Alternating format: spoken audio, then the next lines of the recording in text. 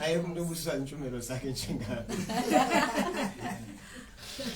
Siyabusisa intshumelo zabazalwane. Amen. Hallelujah. Amen. Zikhona ikhathi ukuthi ngizwe ukuthi moya wami uphansi ngalendlela ukuthi yabona now I'm down in the spirit. But once in the room ngikhumbule ukuthi into ehlezi ngipick up asengiphansi emoyeni. Yilento uNkulunkulu akayikhuluma ngami ngenye ilanga. Oh Jesus. Bese ngithola the relevant message. Bese ngiyasukuma. Amen. Amen. So uma si record abasabanye senzele ukuphakama noma samele ukubona noma senzile into ezithile.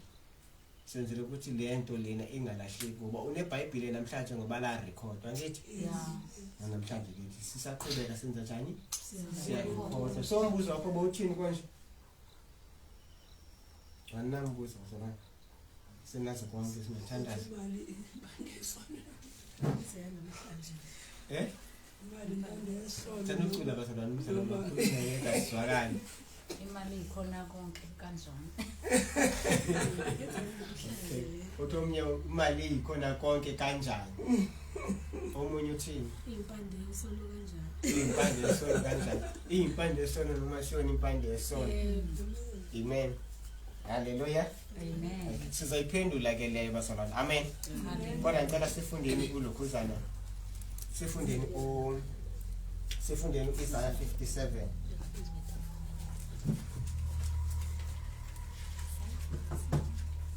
Asifundeni Isaiah 57.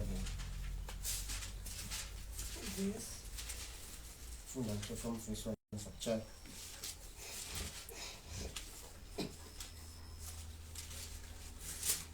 Sizofunda uIsaiah chapter 57.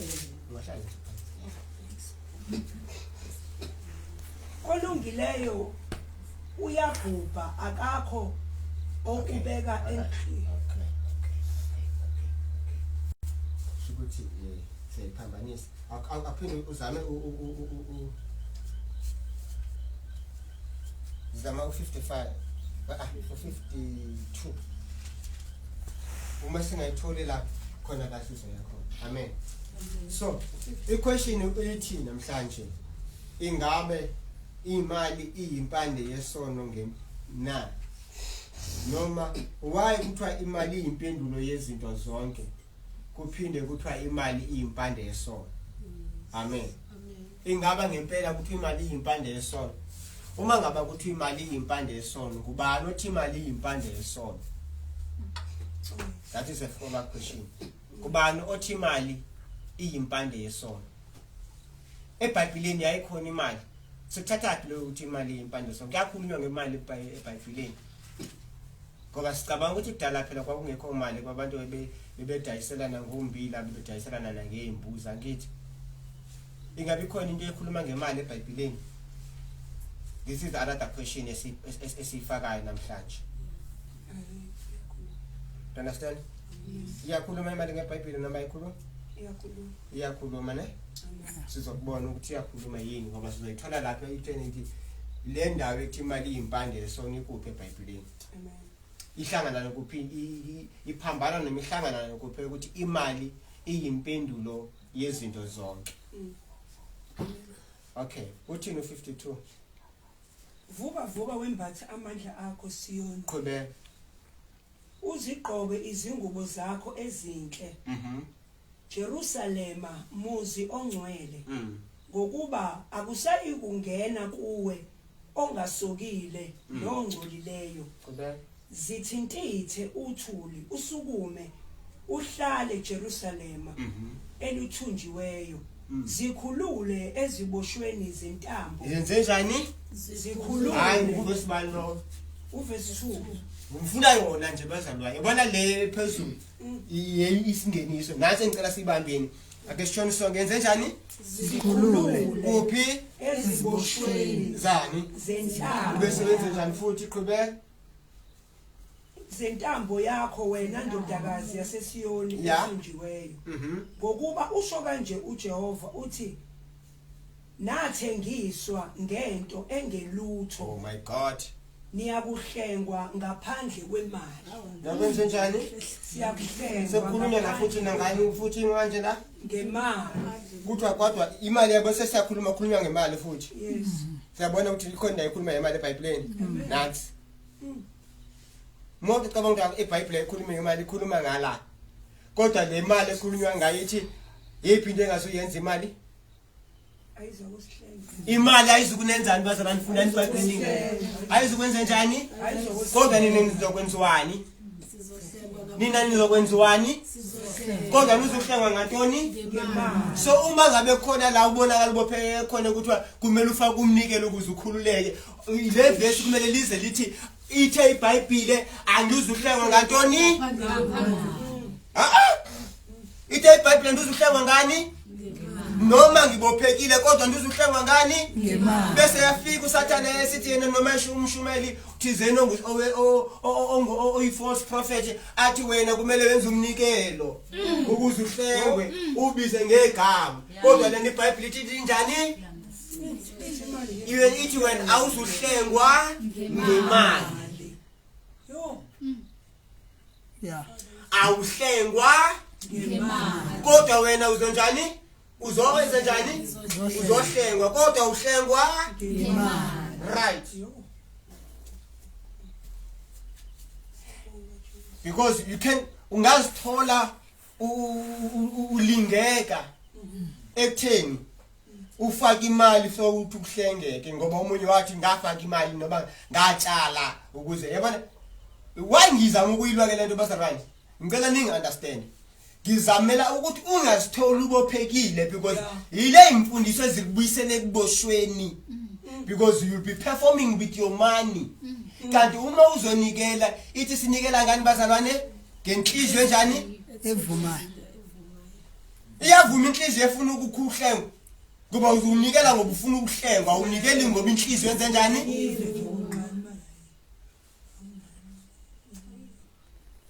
Hallelujah.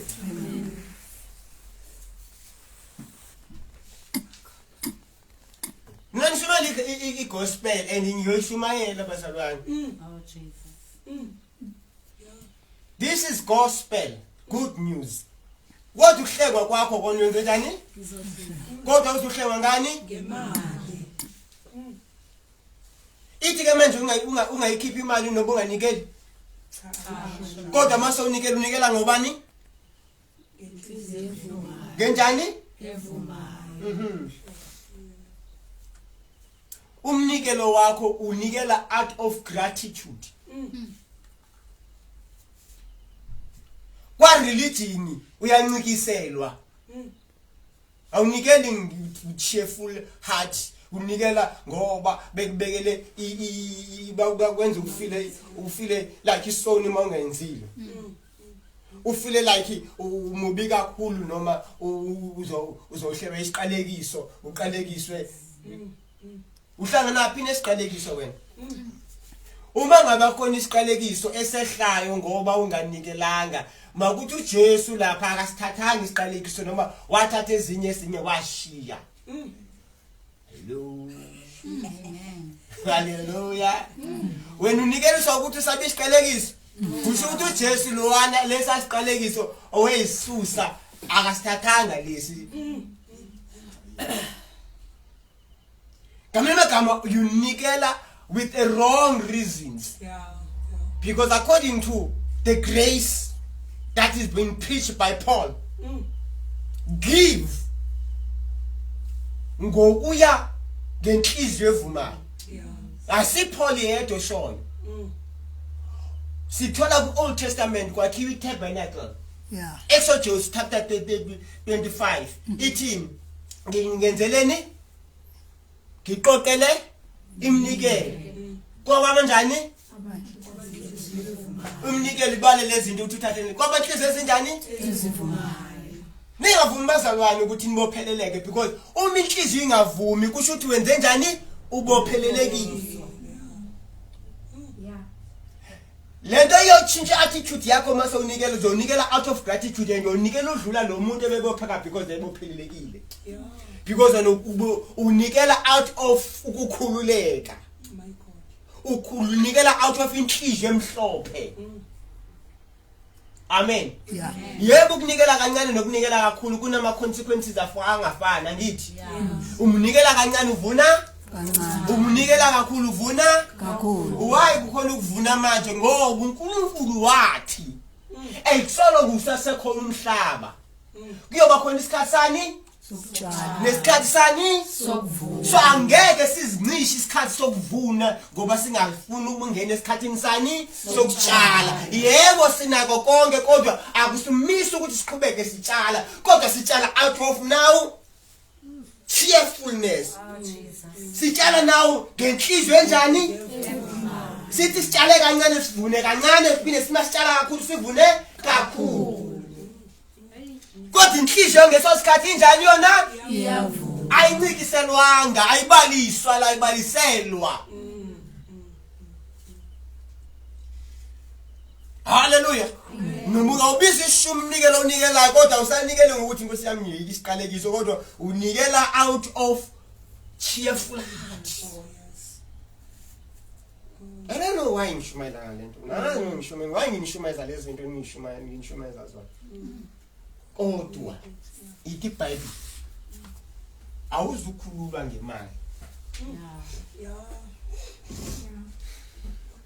noma umuntu angazathi ukuze uphume esiqalekisweni semali sisongabi namali faka imali wazi ukuthi lowo usebenzisana noSathana ukuthi ufile condemned uzama ukuyikhulula nawe ngokuthi unikele yebo khona kuba khona lokho kwenzakalayo uthola ukuthi uqhubeke udeceived but don't enjoy liberty because nawe lento yenzayo iperformele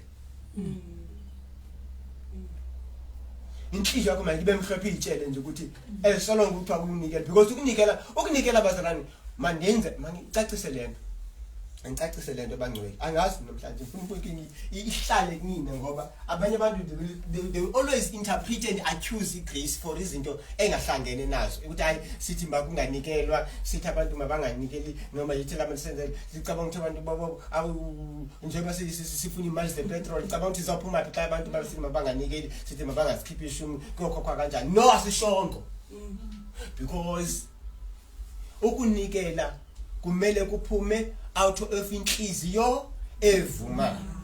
You understand?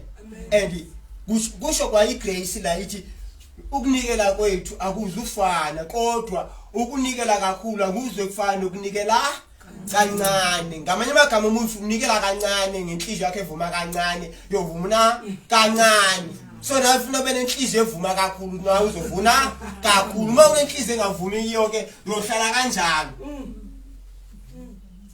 kodwa manje sikususa ekutheni uhlale ubophekile ukuthi uyayenza lento uzuyicomplainela because uzoyicomplainela imali yakho because ubuyikhiphe vele ubuyikhiphe ngenhliziyo engavumiyo uyivume uyikhiphe ngenhliziyo eboshelelweyo ukuthi ngisabe isiqalekiso nafuthi basibalisela bacabanga ukuthi le keyboard zongena kanjani sinento le yabona umuntu yabaselwa lama lights bazalwane uyawazi ya light manje sozofuna nomthwala ama lights amalight azolighta noma kunikele noma unikelanga because unganikelanga wena khona ozonikela kubusiseke wena yena more wena ubunganikelanga ikusale nawe uthi awunikelanga kodwa lo onikelile etshalile utshale wavuna kakhulu ngokwenza kwakhe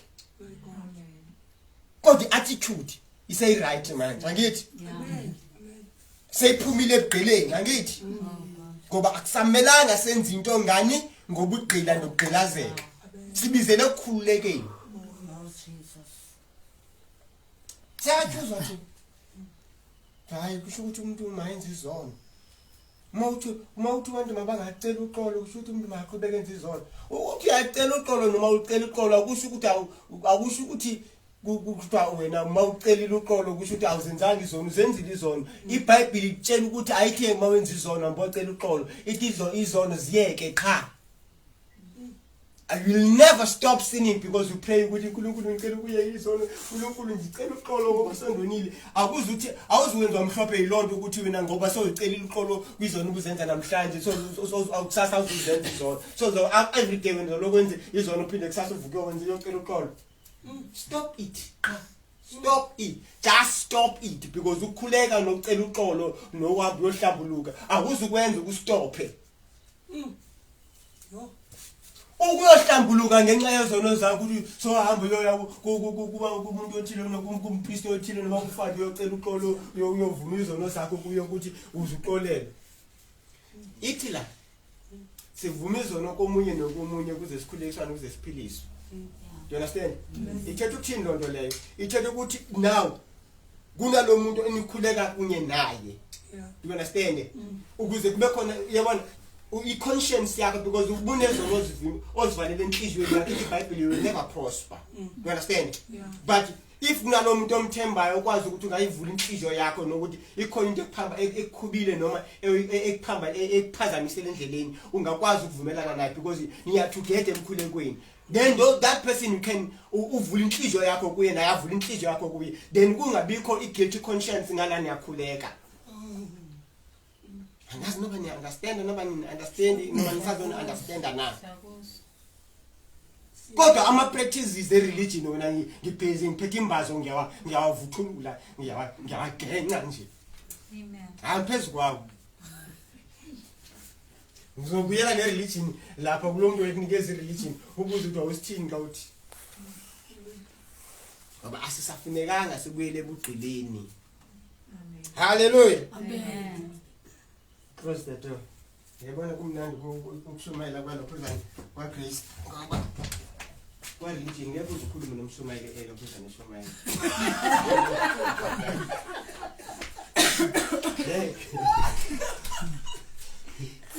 Leo ngabikho nento ecwayizayo.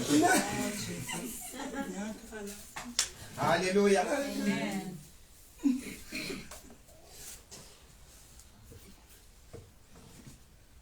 Hallelujah. Amen. Religion and the tradition zakhe sizihamba zonke futhi bazela nazo ukusisa ngalutho. Angazi babela uphume kule ndaba ye-religion. Angazi nje inkinga yakho nayo. Kodwa ke uJesu ayinkinga nayo. Yini inkinga ngeke. uJesu ayinkinga namadini abantu be-religion ngoba bama eminyango ukuthi abantu bangene embusweni. Yazi embusweni kunezibusiso zonke kunento ezimnandi kodwa kunabantu ababeminyango be-religion ukuthi ungangeni.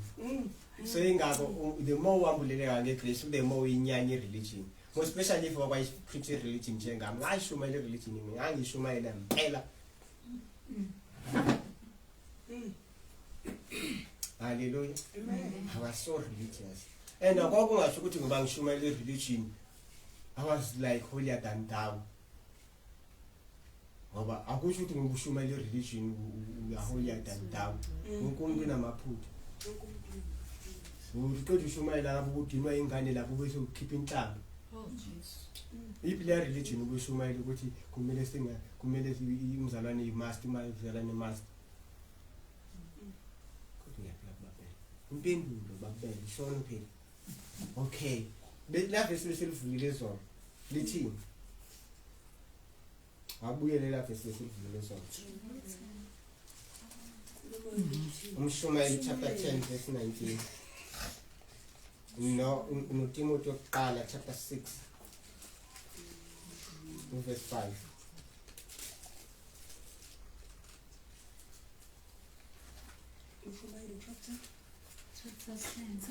Verse 19.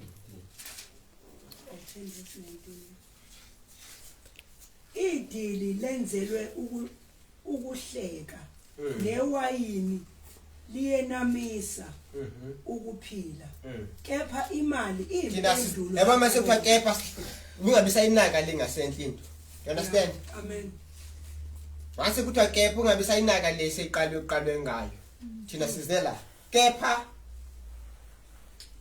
imali iyimpendulo yakho konke. Ini imali intoni impendulo yakho konke.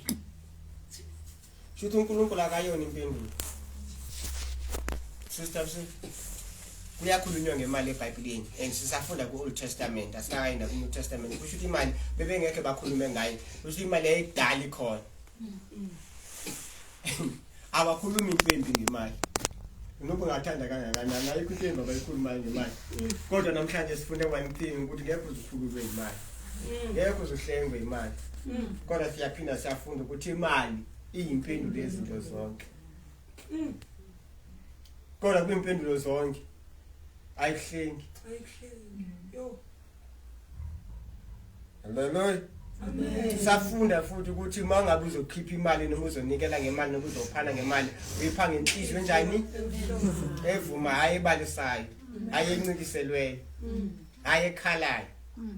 Saphinda safunda futhi ukuthi esono ngikhona izulu kuyoba khona isikhathi sani nesani mase khona izulu nomhlaba kuyoba khona isikhathi sani nasani exactly. Wena mangakhange bekhona kwesekutshala ungenzanga into kwesekutshala ukhona into ezoyithola kwesekuvuna no. Wena mawutshale kancane ngabe uzophinda sewuthola ukuvuna okukhulu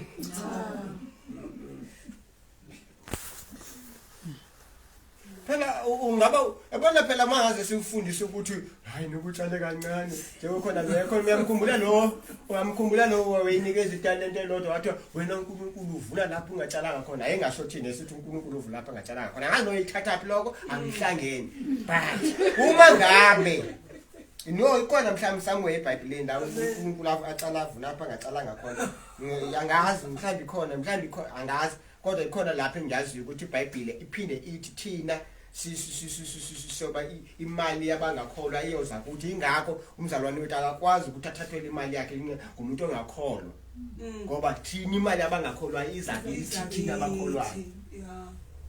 So we can make ilena esiyohlala senza i-demand for lesser thuthu ubuceki babahedi buyela kwabanjani kwabakholwayo. Leyo demand sizoyisa esihlalweni sikaNkulunkulu and sifuna ijustice. Kodwa ke uma ngabe sengathi singakufundisa ukuthi uba responsible even nawe ekunikeleni ukuthi hayi noma unganikelanga kuyofana should ungavela uhlale nje benenhliziyo nje engungoqo wena ufuna unikele ngoyazi ukuthi wena ubusisiwe wabusiswa ngaphambili so akusho ukuthi ungenzi into. Wenza iBhayibheli ethi yona funda amaKorinte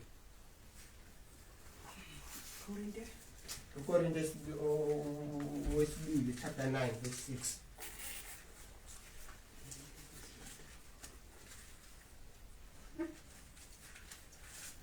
Sizofunda baseKorinte chapter 9 verse 6. Chapter 9 verse 6. Kepha nakho ohlwanyela ingcosana uyakuvuna ingcosana. Wenza njani? Ohlwanyela ingcosana uyokwenza njani? uyakuvuna ingcosana. Ubusisiwe manje ukuhlwanyela kungenani?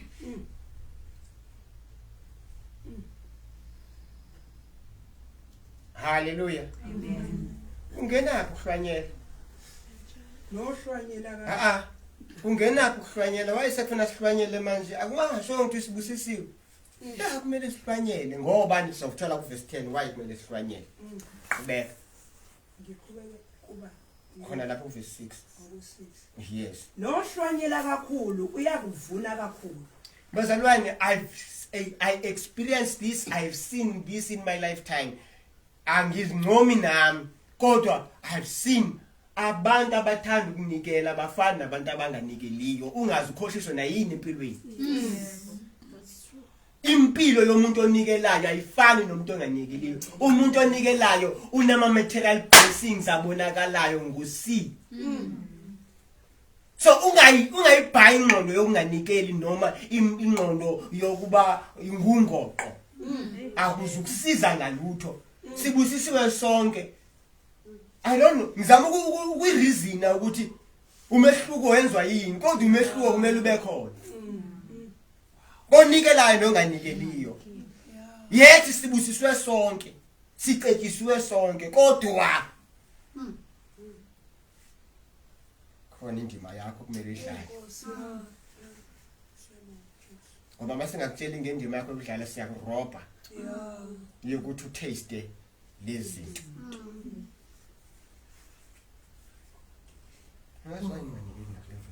Nikele nani phela?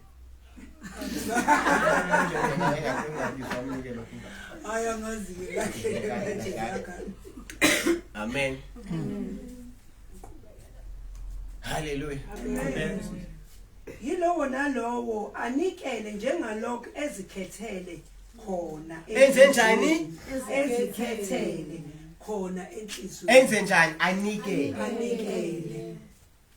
Kukhona ke bazalwane ukuthi kwesinye isikhathi siya somewhere kube kuyimali like ke mangiyeke indaba le sikhetha abantu awunonikela ngokuzikhethela for transport to Tabanchu akunikelwa futhi ukhetha abantu kukhishwa imali so bebe kukhishwa imali ebekiwe so awusikhethele lapho kodwa masiza ukuya ngokunikela ngokuzikhethela sekuye ekutheni manje kuyanikelwa akuyo mali ebekelwe into ethize ukuthi ikhanda lakho malihambe kanje so ungafika ukuthi ukabelo wathi hayi umuntu maye ngokuyikhethela so uthi mina manje ne20 rand abanye bekhipha ama 50 rand mina ngiright kodwa sihamba indlela eyodwa mayibekiwe ibekiwe ngokuvunyelana nabazalwane ivunyelweni angihlangene lapho you understand kodwa ngikhuluma indaba yokunikela ngoba ukunikela kwaNkulunkulu kubizwa ukutshala unikela uyatshala kodwa iattitude onikela ngayo ayifani nomuntu okusase kuboshweni isiqila lana uyanqumela amen Amen. Uwekalayo ukuthi uvuna kangakanani ize ayithi kwenye indawo ukuthi umuntu mayibali imali yakhe sasekhaya ukuthi uzozonikela ngayo awuthuswa ukuthi sokulana sesisiloko sikuyenga ngamavesi usonikela ngaphambili ukuthi ngaze nganikela imali yami beniyisaphi ngoba sasikwa ngangishumayela ukuthi unikele noba ungaplenayo unikele ukuthi usofika endlini ukuthi kodwa Nkosi yami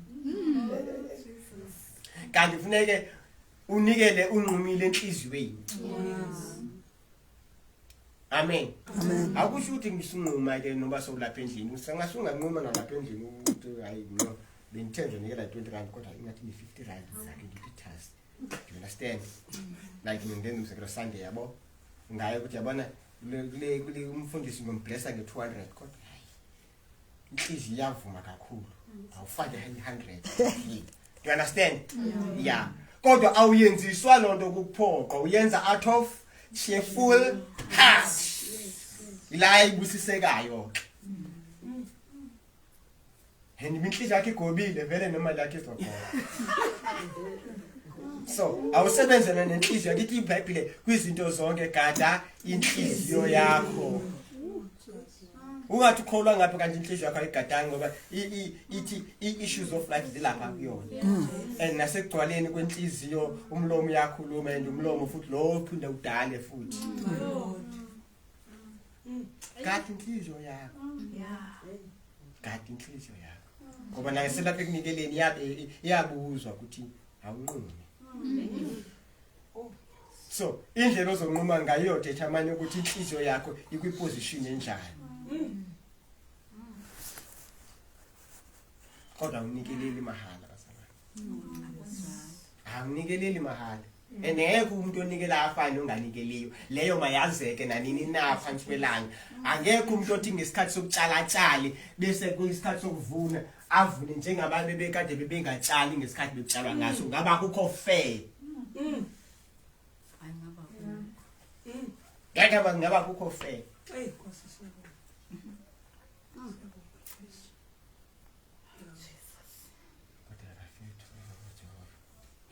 funda qhubeka kungabi ngokudabuka nokucindezelwa ngokuba uNkulunkulu uyamthanda onikele thokoza onikele njani thokoza I used to understand bazalwane into yafundiswa la ekhaya ukuthi makunikela ukuthi JJ no JD umuntu okude hleze ishaya lonto lenga understand kodwa uma uyambulela ukuthi those JD and JD they do it that high because begabisa kodwa ba practice ukuyonikela bethokozile ithokoza so akunikele nje ukuthokoza bazalwane manje inhliziyo yakhe ingathokozi mafama kuyonikelwa hlala nenhliziyo yakho ubuze inhliziyo yami wena ungenwe yini ngathi ngikholwa waba inhliziyo enosathane. Yeah. Abanye abantwana bathi bevuna mina bengavuni ngoba lo mina ngibele wena banenhliziyo libele ukugoba. Thetha nenhliziyo yakho awuthethi nosathana awuthethi naThixo lapubuzana nenhliziyo yakho xa inhliziyo yami konakele iphi kuwe. Ukadara nenhliziyo yakho. Ngoba uNkulunkulu uthi mase ithola inhliziyo yakhe inikela ithokoza bese yajabula. Ngobe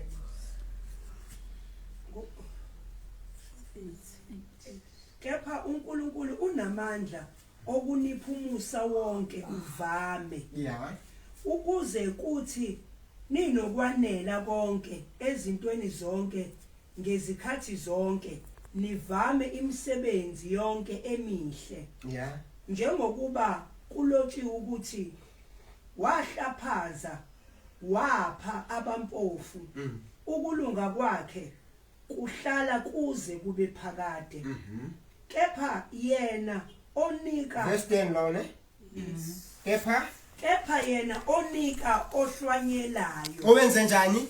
Ohlwanyelayo. Hayi oyigcina kuye. Onika ohlwanyelayo. Umnikano ohlwanyelayo. Inhlwanyelo nesinkwa sokudliwa. Ngohleze ngishumayela ngangishumela ngisase kwa religion le ngisashumela nala kwa grace. Isase relevant.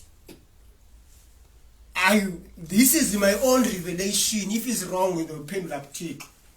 Uma ngabu verse 10 uthi uNkulunkulu onika ohlwanyelayo umnika izinto ezimbini. Umnikeza ntoni? Inhlwanyelo nani? Ngamanye amagama ayikho mayingena lapha iSarali ibhalwe inhlwanyelo osinkwa. Okanye kungene ekufane ingene kuthiwa inhlwanyelo yodwa okanye le sinkwa yodwa. I believe ukuthi kule mali engenile. Yeah. Kunesinkwa kuyo. Yeah. Isinkwa yeyiphi lengenza ama needs kwami ngayo ngibhatala ama bills. Amen. Amen. Kodwa akushuwanga ukuthi yonke isinkwa. Kodwa kuyo kunani? Ubuyithola ayibhalwanga kodwa kumele uunderstand. Uma ngabe ingasuka imadlozini, ingasuka emsebenzini yakho, ungakhidelwanga idlozi, uyiNkulunkulu oyenza ukuthi ifike kuwe, ongunika wena. Kusho ukuthi esuka kuNkulunkulu ihambile amabala ayi2 noma ihambile ama portions ayi2 kune portion yenhlwanyelo neyesinkwa ngoba uNkulunkulu uyaunderstand ukuthi kumele ngibe nesinkwa sodwa kodwa ngingadli kuphela kodwa ngiphinde ngibe nenhlwanyelo. So angeke ngize ngivume bengungoqo ukuthi ngidle yonke. Akube khona ingqondo yami mayitshela ukuthi once kubeka imali lana akube khona kuyinhlanyelo. Uma ngabe ayikho inhlanyelo kusho ukuthi lo mthetho wokutshala lokuvuna awuzuzi kuwo because lo awunama feelings kumthetho obekiwe. Yabona ukuthi inkinga umthetho ayine ma favors umthetho. Yeah. Umthetho. Umuphosa into phezulu umthetho walapha emhlabeni kumele ize phansi ngoba kunomthetho we force of gravity.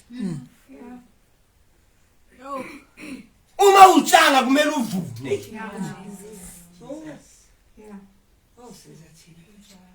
Kodwa wena onikeyiwe what decide ukuthi ungumhlwanyelo okanye ungugimba udlakona. Imali yegrant, imali yani. Ko akuthiwanga imali yegrant, kuthiwe nje imali uNkulunkulu onika umunikezwe uhulumeni unganikezwa uhulumeni unganikezwa uNkulunkulu nalekhona. Umunikezwe uNkulunkulu kunenhlwanyelo negrant, kunenhlwanyelo nesingo. Kodwa yakho, ngemizamo yakho, nemigudu yakho, namadlozi akho, nama connections akho asihlangene. Plus kodwa leyo oyitholile kuNkulunkulu ihamba inamabala amabili.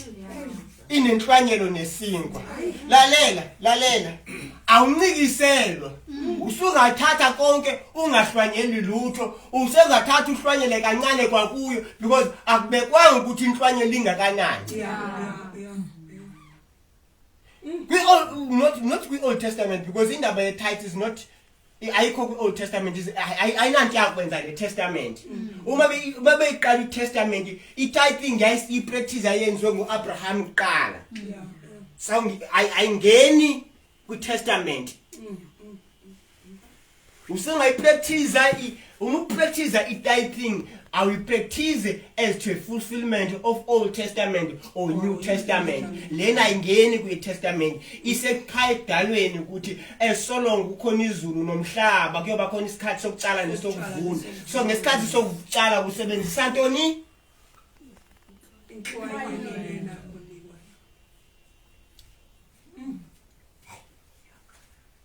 Sebenzisa inhlanyelo. Ubona ukuthi ke bazalwane kuyofana na.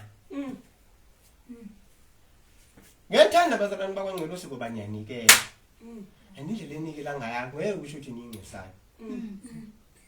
Kodwa ngifuna ukuyi-emphasize noyi-reinforce lento ukuthi nithi niyenze with a pure understanding. Niyenze ningayibeki, niyenze ningaphezi, niyenze sisise, niyenze ningagodoli, niyenze ningenazaba.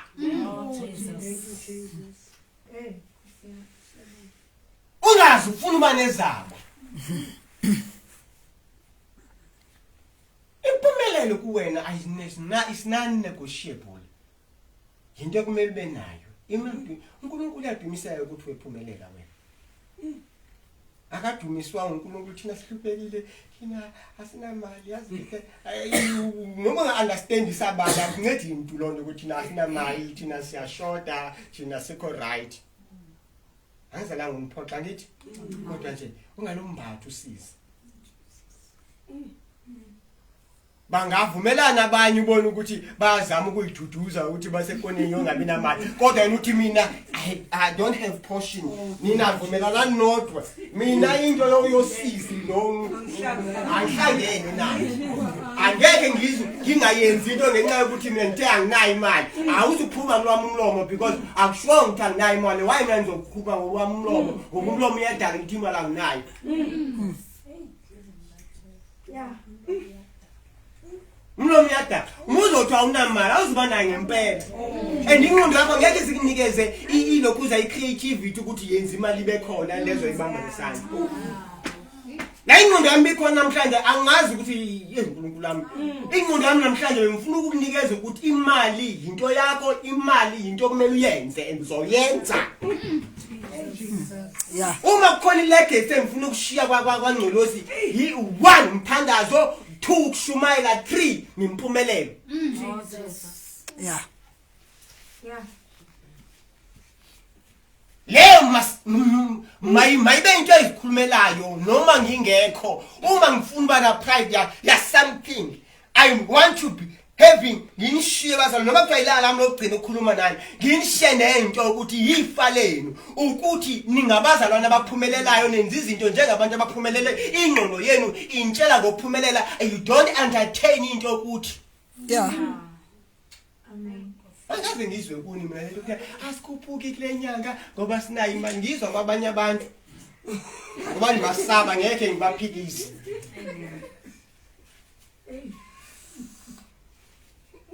Yazidala lonto le indani imfake ekoneni imbiza amandla.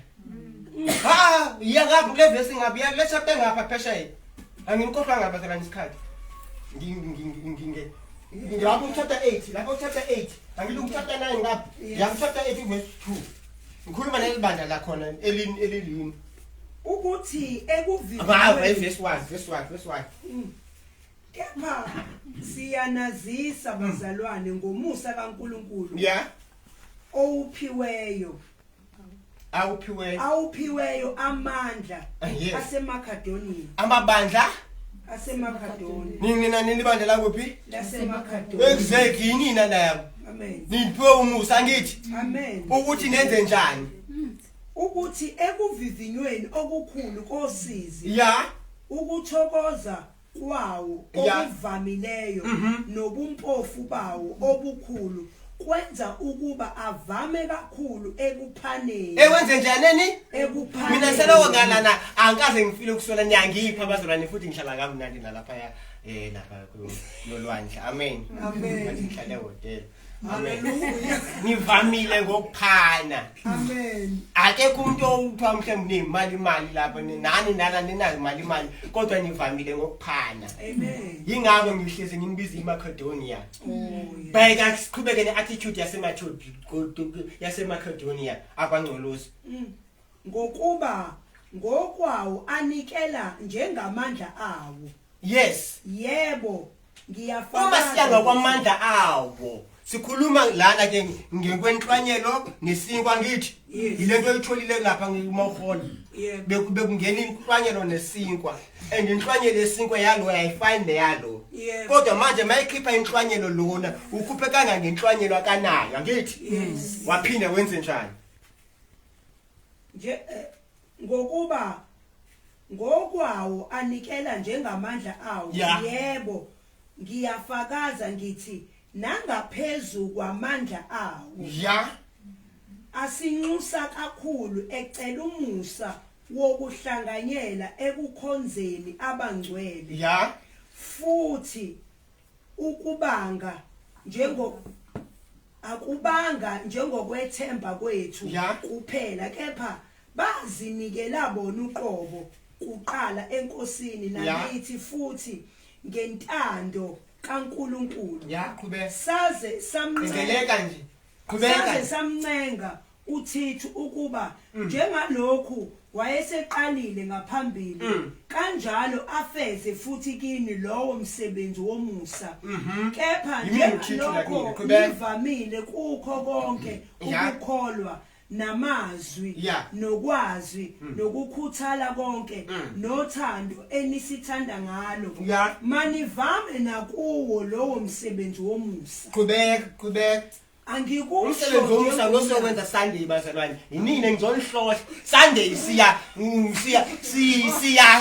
asifuna umncengo ukuthi hayi yini isizana lebandla laba ngcosi akhonto esilindele siya ngengqondo ukuthi sibusisekile. Qhubeka.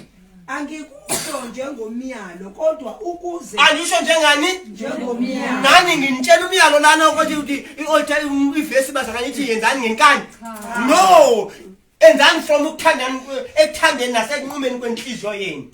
Qhubeka. Angikusho njengomyalo kodwa ukuze ngokukuthala kwabanye ngivivinye ubuqotho bothando lwenu. Qhubeka mkhona siya. Kuba niyawazi umusa ngako la sasisuka kho ukuthi nokuba ecebile waba mpofu ngenxa yenu. Uyabona mayivesi lo ichapter yodwa lekhuluma ngale zinto esikhuluma ngathi ukuthi ubabele losibelesele ukuthi thina sicekisiwe ithathwa phi lento ayiqalanga sayifikisa isicekisiwe iqala lapha yana iveza ubuhle balabazalwane abamkele ivangeli ebethe babamkele ivangeli lakho uqula ingqondo zabo bathi noma physical bempofu kodwa bakwamkela ubampofu kwathi bakwenza izinto kunikela bathi hayi thina sizonikela kancane kodwa banikela ngakwamandla abo banikela nangaphezulu ngoba abafuna ukuzivalela eqoneni lobampofu ngoba bona abekho mpofu uKristu waba mpofu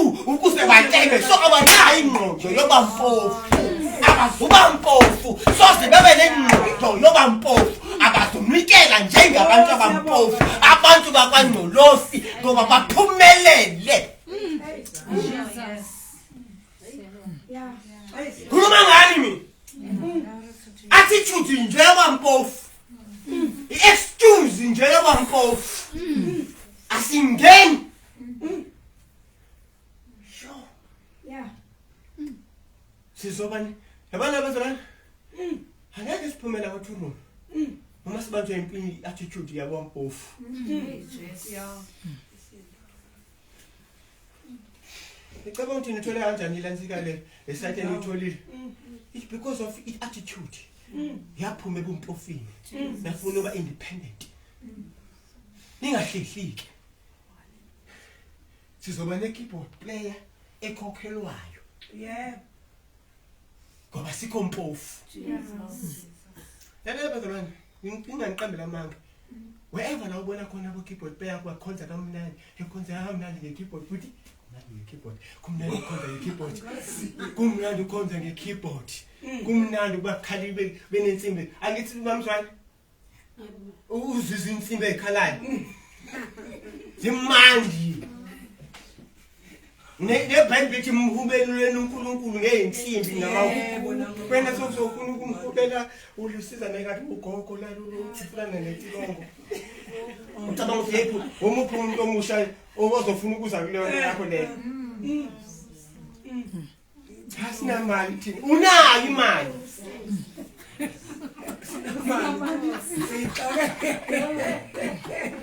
wenza uphume ehluku ukuthi asinayo imali thina yazi ubethika isimo sakho lesimo sathana kuvalele esikuso sobumpofu ukuvalela impela because so confirmile nangomlomo wakho because ingqondo yakho ayitshintshanga uvela sale sekufasela khona lapha athi ya vele qinisela unayo futhi yakho futhi wena namadolo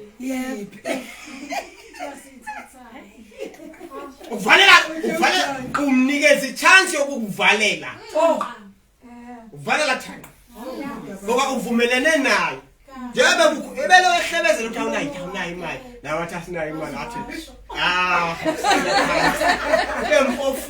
ube mpofu ukuze ukuthi ngathi anginayo imali ngangabinamali ngempela yebo nguwe vele kushintsha unamali and angeke ucinge uba nemali angeke umcabango wakho basebenayo into ukuthi ungaba nayo imali lento yenza umidala namhlanje ukuthi you can make money even more money Nkosi Jesu awe ngeke ube nayo because yazi imali lalela abantu abenza imali yazi imali yenziwa yini bazalwane amen ngisebenza nezingane lapha ngizofuna ukwenzani funa ukuba ngisomabhizinisi kodwa kufanele ngiqale ngisebenze bese ngibeka imali iyi-30% ubona ukuthi la akayazi imali ayenziwa njalo yonke ibhizinisi ifemo yakho yona ayakhiwanga ngemali yomuntu yakhe yakho ngemali zabanye abantu yabona le vese lethi ubuceli bakakhushu bozala ngapha ubuceli babalandeli abantu abasengomabhizinisi baphila ngalonto abantu abangomabhizinisi baphila ngalento bathi OPM other people's money iphi other people's money imali esebank engasiyona yakhe ayithathayo awuthenga ikhumbi you understand aboleka imali ebank athenga ikhumbi kumele la khumbi alikhokhele likhokhelwa ubani la khumbi imali ikhokhelwa ubani abagibeli bese likhokhelwa abagibeli bese yena interest rabe enye iyaphi manje yakho manje yema wait uyakhokhela abagibeli akhokhele yonke lento enye iyaphi iyaphi abangasukasukela nje kuyo yebhenki ukuthi ayele ukuthi agibeza abantu angatholi iyakuyena ufake emalini ukuze abena la profit lutho. That's other people's money. That's what church must understand when it comes to prosperity. That's what God wants to know. Hayi into kude le ubanana amatekisi ehlakhuphuka la. Umzekelo umfishi okufishana lama fame ahlanga amakhulu oyakuona ofuna umsebenzi ukona awenziwanga mamgomede imali indodle ezindawo ukuthi ngiyosebenza kwabhasi bese ngibeka imali bese ngenza amalokhuzana amasosa amaningi ngeke kwenza amasosa amaningi nemichini yamasosa amaningi.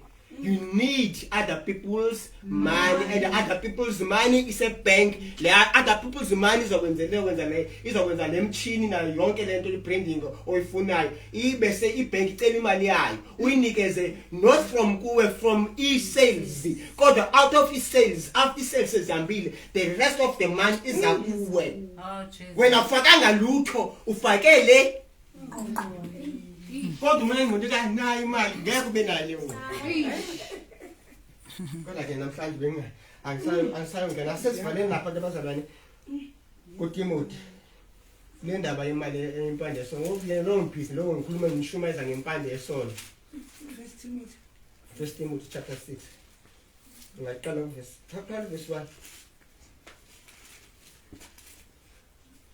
bonke abayizigqila phansi kwejoka mabathi hayi qhubeka jump le ngiyevesa hayo verse 5 verse 5 nokuxabana kwabantu abangqondo verse 7 ukuba asilethanga lutho ezweni. Yeah, qala lapho ke. Ngokuba asilethanga lutho ezweni kusobala ukuthi singemuke nalutho futhi. Ufuna uhamba nalutho wena. Kube. Ngoba thina umsebenzi wethu kumele sishiye lutho. Asizumuka nalutho kodwa kumele senze njani? Sishiye something. Uyazikhipha neBhayibheli ububuka istatus sami. iBhayibheli lithi ubaba omunye inhliziyo enhle ushela abantwana bakhe ifa. Kodwa nenhliziyo embi washela izikweleti. So akumelanga uhambe nalutho kodwa kumele ushiye something. And how you share something from le mali oyisebenzayo because most ushilo ushonile wena kodwa faqasha umuntu akuzoqashwa umntwana wakho. Kodwa wena out of other people's money uzoshela abantwana bakho.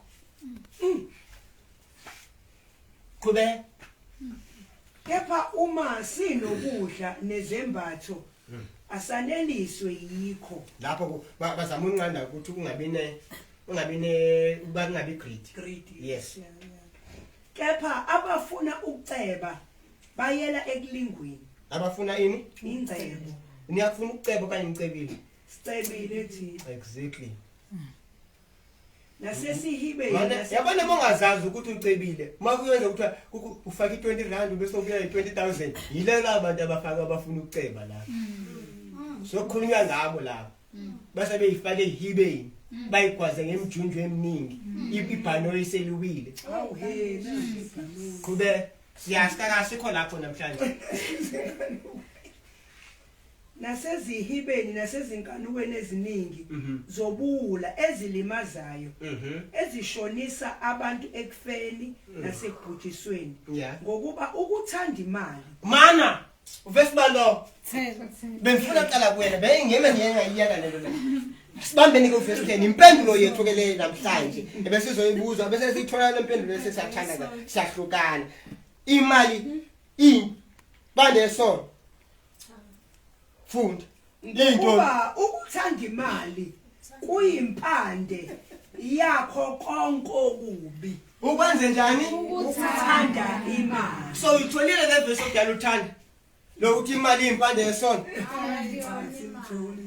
mamzwana awukhasele libandla nawe ungatha uyayichintsha lento asimamile mamzwana asicacisele yeke lento singayitholiyo la mina nginalowo usena impande yesona ukuthanda imali yeah akuyona imali impande yesona ilithini ivesi lona asifundi ivesi lithatha lento likhuluma lento okhulunywa mamzwana ngokuba ukuthanda imali kuyimpande yakho konke okubi ukuyithanda ukwenza njani bazalwane ukuyithanda nani nina umuntu osithi yazi imali impande yesona kophu hayi nami ngihlala letha la uqala letha leyo pande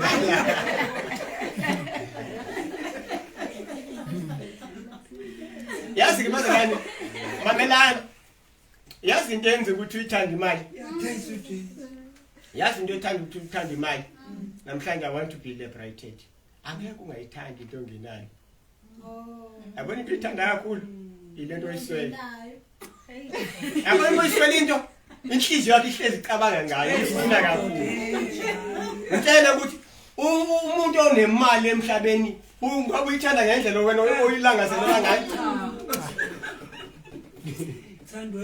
ukungabi namali kubanga ukuyithanda imali andeni ukuyithanda imali iyokubanga izolo ngiphinde livesi likaba kubene ukungabi nayo imali kubanga ukuyithanda imali Ngiyathanda amanzi konke uthanda amanzi lendlu ngiyathanda konje ngoba amanzi amana aphinda engabekisa something too much ebeke too much yabona la thina sazi ka amanzi ayebengekavalwe khona angekungena manzi load shedding bengizoke ngibekise ngamanzi ekuthini bengingase ngamanzi because bengithanda ukubekisa amanzi makuzakula amanzi ngeke uziwakhokhele ngeke ukhulekele ukuthi makabe khona because amanzi ahleze khona esetepini ngiyangizwa bazalwane so asikho isizathu sokuwathandazela nokuwafuna nokuwanqanelwa yeah you understand kodwa uma amanzi angangabikho uzoqala uwafuna lapho kuwafuneni too much kulapho uzokwenza khona nokuthi wenza izono ngiyangizwa bazalwane angikho lapho kodwa ndizama ukuthini imali akuyona impande yesono kodwa ukungabikho kwemali kubanga ukuthi uyifuna uyithande. Haleluya. Amen. Babe ngekho abantwana benza kwenzenzo omnye umzekelo. Ngazi ngawenza nini lo mzekelo. Kodwa uma uthola abantu behambe begila bewisa amalokhuzana imigqomo yeminye imizi, is because emuva kunendlala. I-poverty noma yeyantoni iyenza ukuthi ube after the thing oyisweleyo. So if unengqondo yokwenza imali and imali yeza njengamabhakethi njengoba iBhayibheli ithe izonsa ngapha kwinyanga yakhe ohlala evuliwe ngoba kuthe chapha kuwe, awuzubana lesikhathi sokuyithanda imali. So namhlanje ndikufundise kuphela ukuthi ukuthanda imali yikona kuyimpande yesono, kodwa ukuze ube nempande yesono wenzwa kungabi nayo imali noma wenzwa iattitude yakho towards imali. Leyo ukuthi ungayazi ukuthi imali mayifika kuwena imali inembala emibili, inombala wenhlwanyelo nowesinkwa. Because if ukwazi ukuhlwanyela njengokuhlwanyela kule mali ukwenzela ukuthi nakusasa ungahambi uyocela already le nhlwanyelo izobe so uma ungayenzi imali unikela ngani ke? Asinongenyanga. Bengithi ngothatha nje 10 minutes manje sengize ngadlulela ngapha. Ngicela abazalwane ningixolele. Xolele nje ukugcina abazalwane. Asinongenyanga. So ngekhathi